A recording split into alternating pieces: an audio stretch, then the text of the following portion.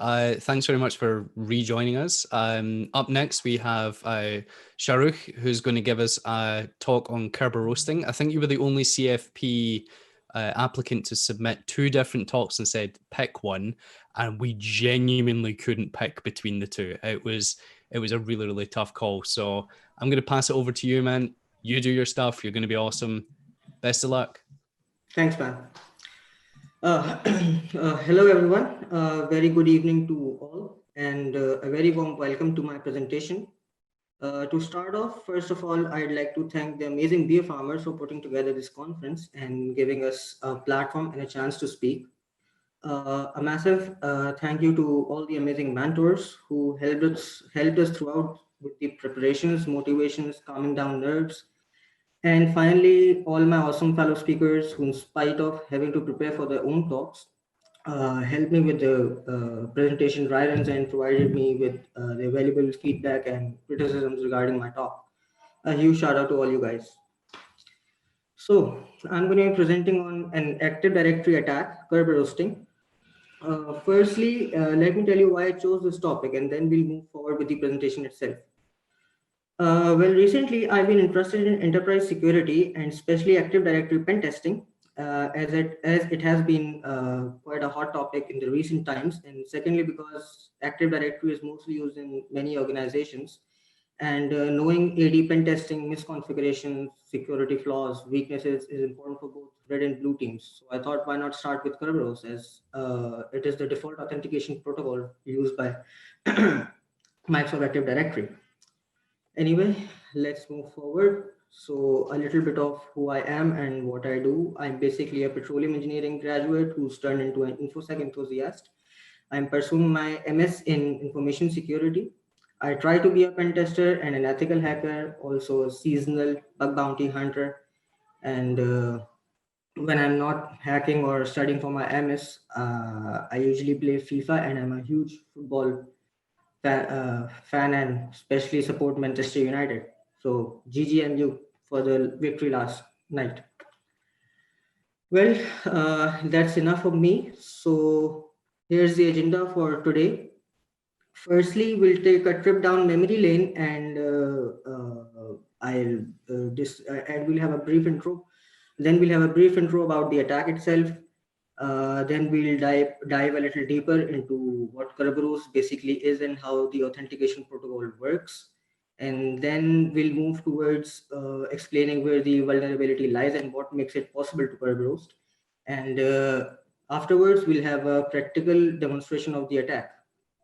And I've skipped one point. I've included the defense and mitigation techniques and detection techniques for the blue team as well.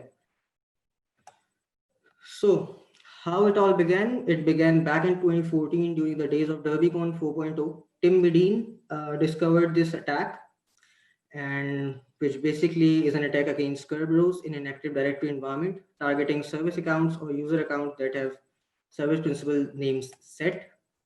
A little overview about the attack itself. So basically, this is a credential dumping plus privilege escalation technique, which has been listed in the MITRE ATT&CK framework as an enterprise attack vector bearing the technique ID 1558.003. So how this attack basically works is the attacker first identifies existing SPNs in the domain. He then requests service tickets for those SPNs from the domain controller, and then uses a credential dumping technique to get the service tickets out from the memory, and then takes those service tickets off the domain to crack offline for clear text credentials, for plain text credentials.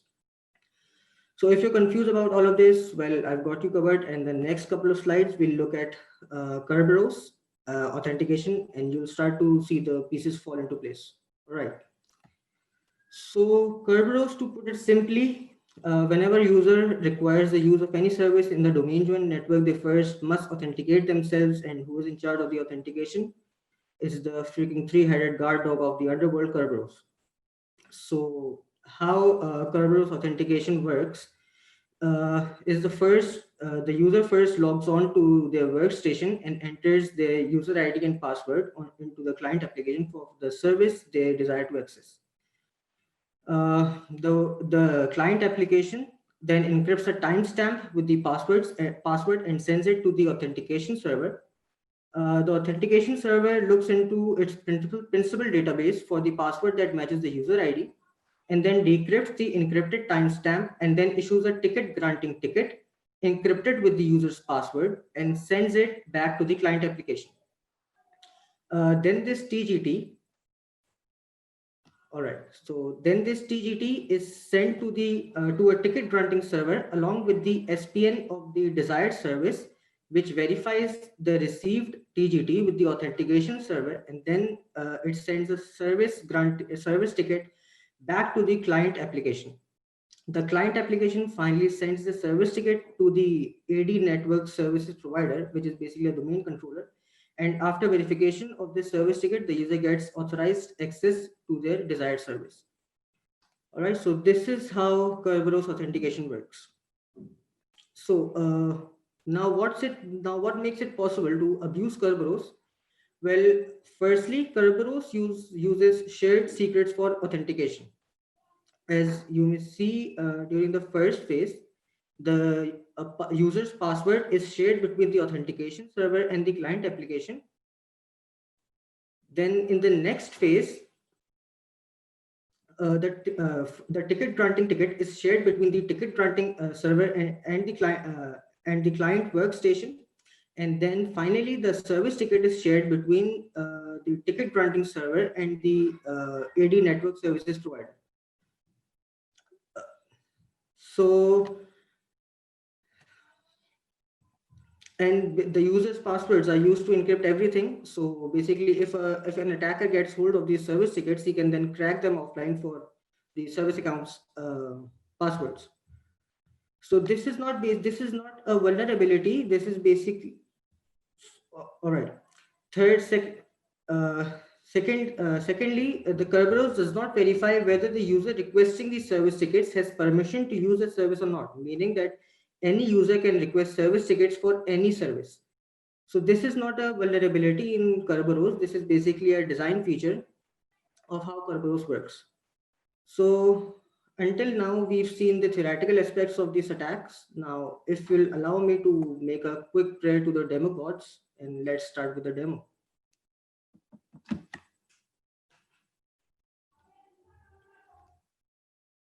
So I'm going to be using the assumed breach approach. All right. So I'm going to show you guys two approaches to this attack. The first approach is that, for example, we have a compromised domain user in a domain environment.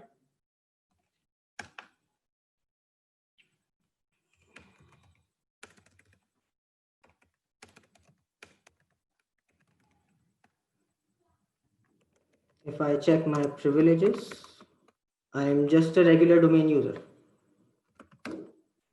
All right. Now what I'll do is I'll check the domain for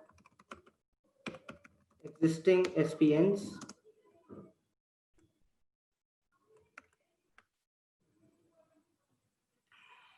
And you see we have an existing SPN found for SQL service. Now what I'll do is I'll quickly fire a PowerShell, and now I'll request these service tickets from Kerberos and store them in the memory.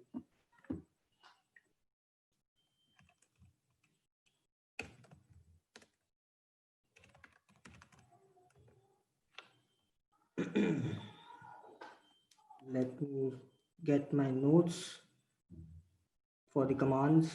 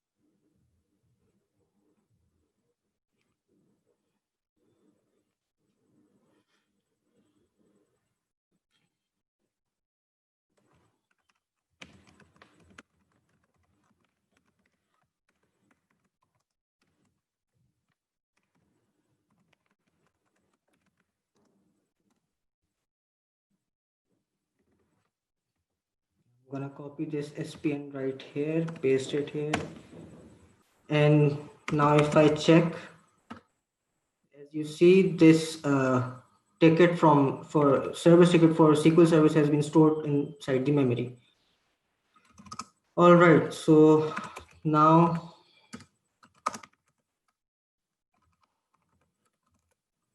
let's get Mimikatz to extract out the service tickets from the memory.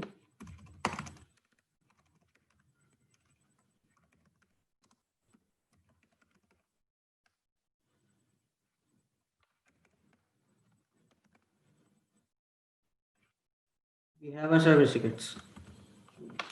Now what I'll do is I'll quickly transfer these service tickets onto my Kali box right here, and then we can crack them for clear text credentials of the domain.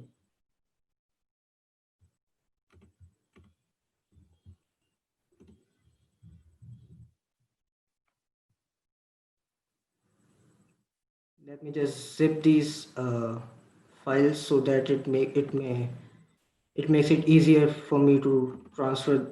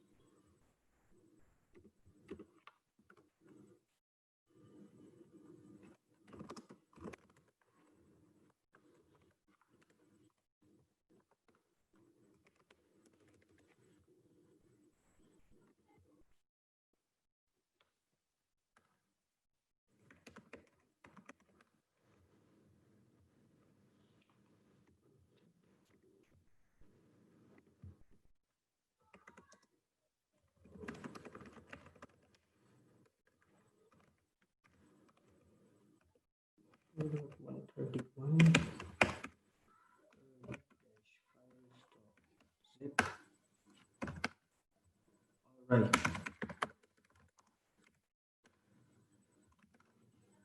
Now we have our service tickets. So I'll be using John the Ripper to crack these service tickets, but the thing is that John doesn't understand these service tickets in .Kirby form. So what I'll do is I'll first convert them into a form that John can understand. So for that I'll use this script, Kirby to John. And the ticket we're interested in is this SQL service.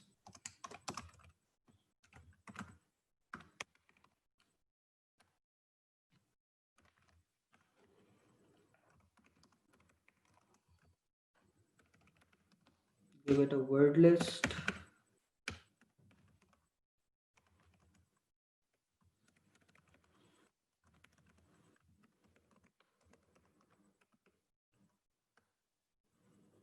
Let's wait for John to crack this ticket.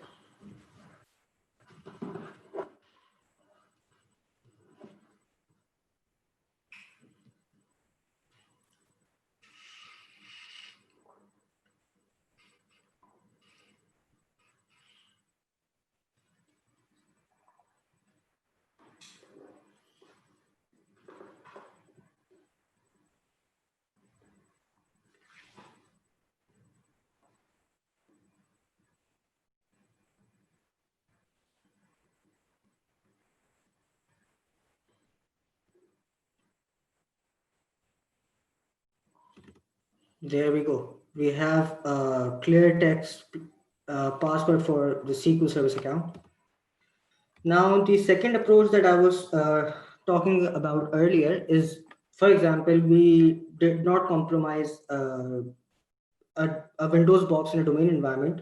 Instead, we find a user's password. So what we can do is we can plug our attacking machine into the domain environment, into the domain network, And then we can use a script from Impact Toolkit, the get user SPNs. And what it will do is it will basically automate the entire process and give us the service ticket. So let's just do that.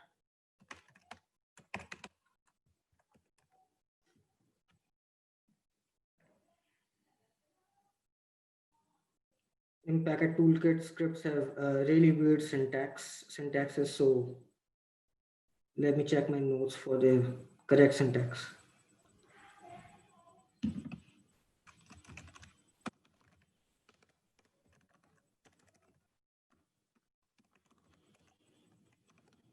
Now we put in the user's password, IP of the domain controller. Let's see what the IP basically is.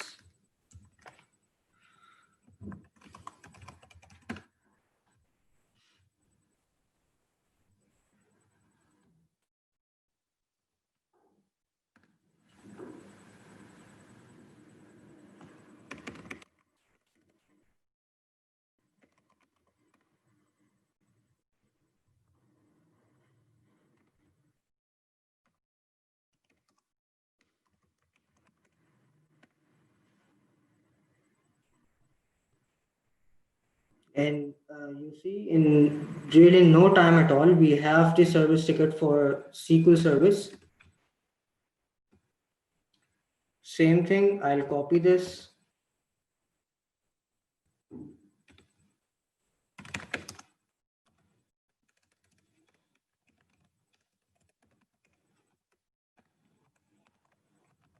Paste it right here and give this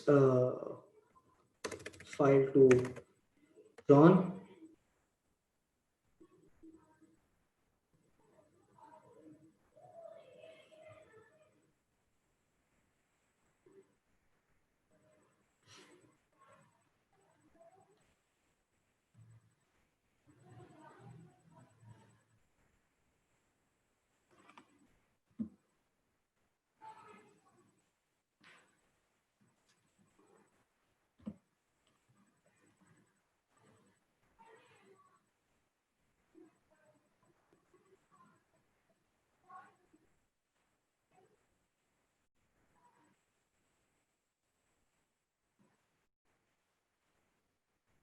And once again, John has revealed the plain text credentials for SQL Service account. So that's how you go on performing curve roasting. Now for the detection and mitigation part, detection is fairly simple. You just have to enable the audit Kerberos service ticket operations in the domain controller and look specifically for the event ID 4769. Now you'll get to see this a lot of times. So good practice is to establish a threshold. For example, if this ID appears more than like 20 times or 25 times, then there's something fishy going on. Another thing that you can do is you can use honey SPNs. They basically work on the same principle as honeypots.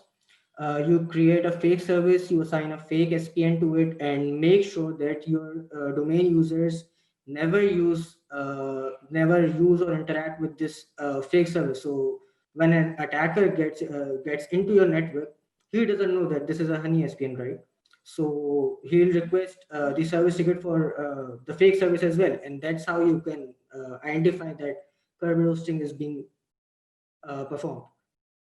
Well, for the mitigation part, since I said that this is not a vulnerability, rather a design feature of Kerberos, so it cannot be mitigated by applying patches or applying some fixes. Rather, you can use strong and complex password policies to make the cracking of service tickets a bit difficult.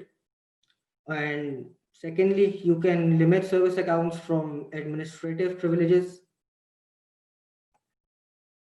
And yeah, credits and references for For further reading, you may go to Active Directory Security. You can read it about MITRE ATT&CK and red team experiments. And that's all. Thank you.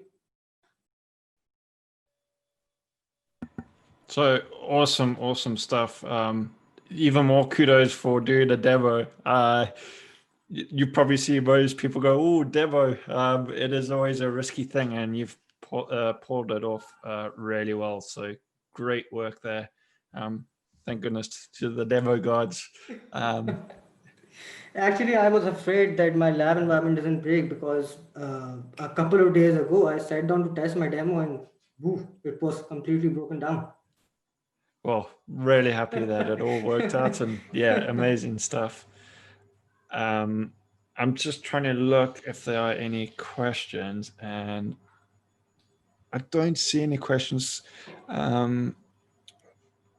Just for me, is this kind of attack something you see often, or is something that you could probably exploit, that you come across often? Uh, yeah, so basically, when I get onto a domain environment, the first thing I do is look for service accounts and then use Kerberos hosting to request service tickets. So yeah, it's easy to perform.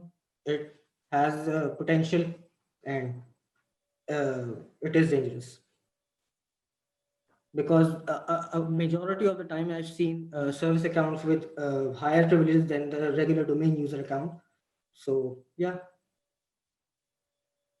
Yeah, that's actually a really good point, because I think many people often forget about service accounts or just don't pay as much attention to those accounts than typical user accounts. So I think those probably good juicy targets. I gotta admit, I don't know much about this stuff at all. So I found this really interesting. Well, similar situation to Sean, and similar situation actually to the last speaker, Vivian, when I was talking about IPv6 being quite scary, intimidating to kind of start to look at or get into. When it comes to any hack the box server that mentions Kerberos or Kerberos, I just, you do that thing where you're like, I'll get to it later. And you never do, and you've made it super accessible. That makes a lot of sense, and I can understand that.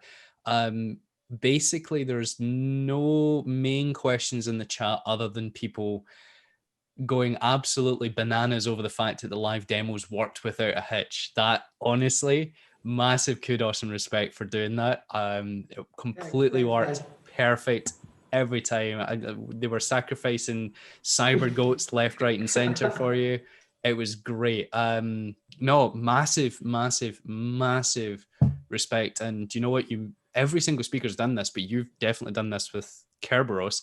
You've made me want to actually go and try and figure out how it all works and look, try some of the hack the box machines with what you've basically just explained there. It made it super accessible. So thank you so much. There is a question from Twitch from Jenny's side. Since Kerberos is a technique, not a vulnerability, is there a standard defense other than block Mimikatz signatures? Mimikatz basically allows you to extract those service tickets, right? So blocking Mimikatz is entirely different from preventing Kerberos. Mimikatz can be used to get clear text credentials from the LSS process. So if you block Mimikatz, you can prevent curb roasting, but there's not a definite solution for curb roasting because, as I said, this is a design feature, right? So all you can do is you can make your passwords more complex, ensure that your users change your passwords regularly, use a different password each time, and not reuse their passwords, forgotten passwords, and whatsoever.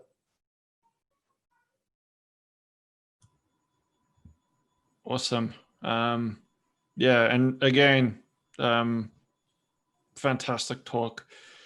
So I think that's us. I don't see any other questions. Scott, do you have any other questions? No, I would just be repeating again and again how awesome that was. Everything just worked and it was super accessible. I can't tell you enough how much I just delayed looking at any of that, and you've made me really want to go into it. So thanks. Yep. Okay. Well, thanks, Shahrukh. And yeah, again, awesome talk.